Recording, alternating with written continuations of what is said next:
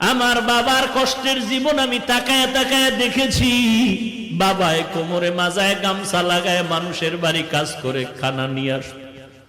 এমনও ঈদের দিন গেছে একটা নতুন জামা আমার বাবায় দিতে পারে না। মাঝে মাঝে তাকায় দেখতাম আমার মায়ের কাছে বাবায় বসে বসে কান্না করে। আমি বলতাম, রে ও মা, বাবায় কেন কাঁদলো? মা বলতো, তোরে একটা জামা দিতে পারে নাই, দুঃখে তোর বাবায় কান্না করেছে।